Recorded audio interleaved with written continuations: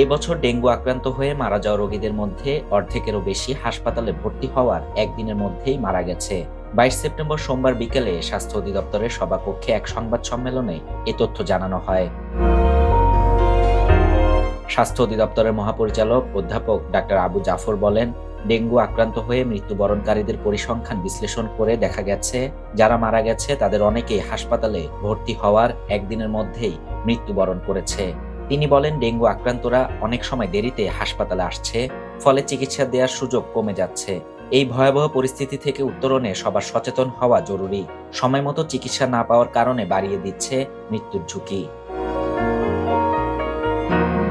Dengue জ্বরে আক্রান্ত হওয়ার পরপরই চিকিৎসকদের পরামর্শ নেওয়া দরকার জানিয়ে বাংলাদেশের একমাত্র স্মার্ট সিটি বসুন্ধরা এখন আরো নিরাপদ, আধুনিকতায় আরো এক ধাপ এগিয়ে।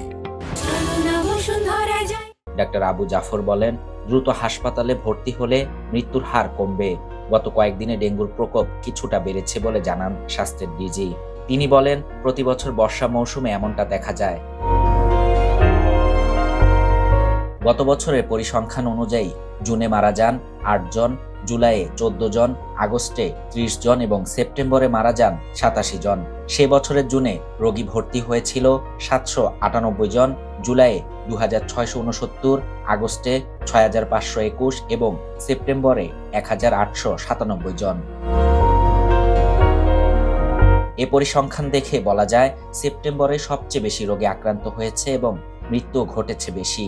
আবু জাফর বলেন, জনগণ সচেতন না হলে যত ব্যবস্থাপনায় নেওয়া হোক না কেন, ডেঙ্গুর মতো সংক্রামক রোগ থেকে পরিত্রাণ পাওয়া খুব কঠিন।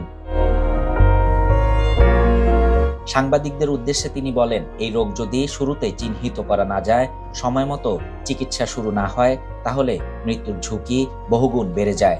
আপনারা যেভাবে অতীতে আমাদের সহযোগিতা করেছেন, আশা করি মানুষের সচেতনতা বাড়াতে ভবিষ্যতে আমাদের পাশে থাকবেন। এ সময় তিনি জানান, ডেঙ্গু শনাক্তে ব্যবহৃত NS1 কিটের পর্যাপ্ত মজুদ আছে।